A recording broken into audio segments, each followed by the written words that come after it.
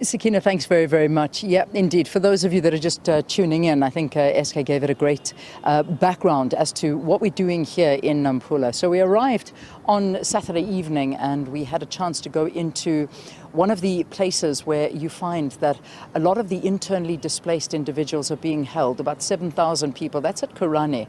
And this is a very interesting situation in a country where people are displaced in their own country. You know, there's one thing where you are running from your own country to find refuge in another, but when you are running within your own country to get away from different kinds of wars and factions and whatever violence is taking place, this is a very difficult thing, but a very similar process, because at the end of the day, when you up and run from where you live, you're also leaving all your documentation, your family, and anybody that you can to flee for your life. So again, this is where the UNHCR jump in and try and assist many of these IDPs to try and regain some bit of life and get documentation and show that they are in fact citizens of the country. So it is a very complicated situation, but a very desperate one that needs a lot of help. Now, one of the countries that certainly does have, I think, host to the highest amount of IDPs on the continent is that of the Democratic Republic of Congo.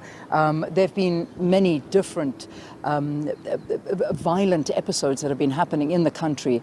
But my next guest that I'm going to be speaking to is one that fled from the DRC. Now, this is a story of a refugee, not somebody who is an IDP, but an actual refugee who left their country to find refuge elsewhere.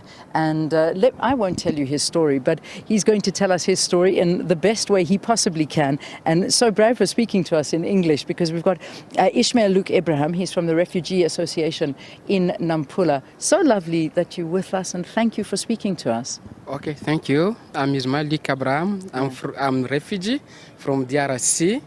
I came from DRC in 2001. And at that time I had 16 years old. And now I'm in Mozambique.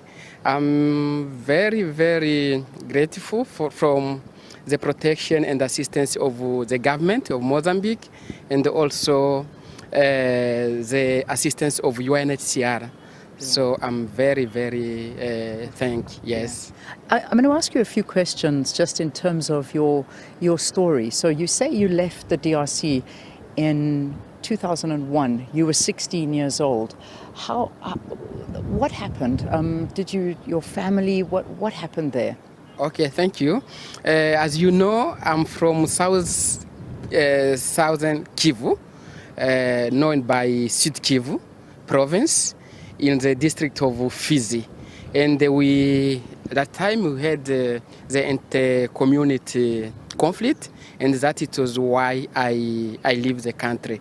I lose my parents because of this conflict, and I came from Congo to Mozambique by passing Malawi. Yeah. So now I'm in Mozambique with my big brother and my sister. Lovely. So you first went to Malawi, and I mean, as we know, you were a minor. You were 16 or so, around about that age. You came with a neighbor, but then you were in, which we've visited as well, at Dzaleka in Malawi. That's where you stayed. How long were you there for? I were in Malawi by 2 months. Okay. But I had information that my big brother and my sister were in Mozambique. Yeah. So I contacted the UNHCR to help me to move from Malawi to Mozambique to join my family. Yeah.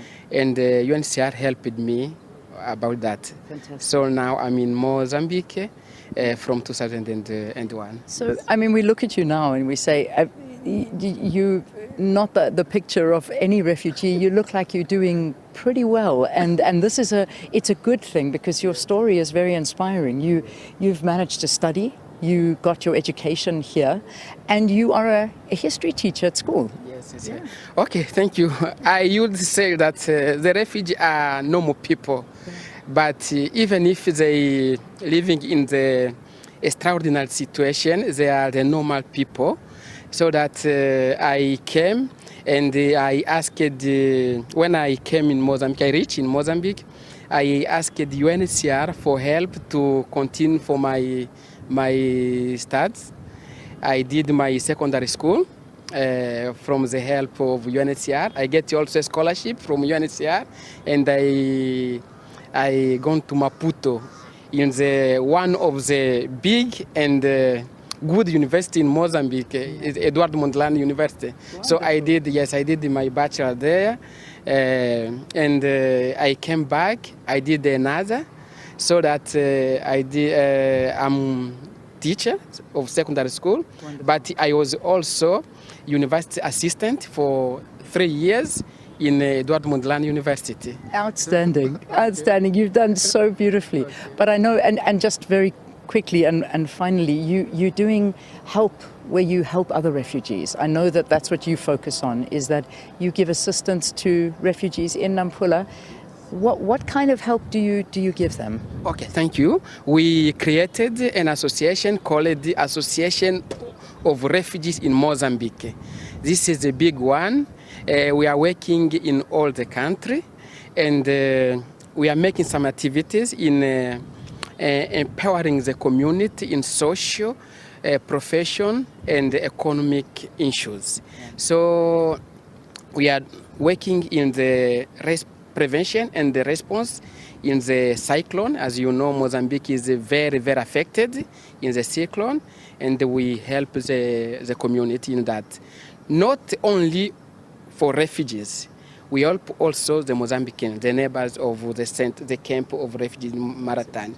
But we also do something in sexual gender-based violence. We are mobilized. We are also working with the children, the women,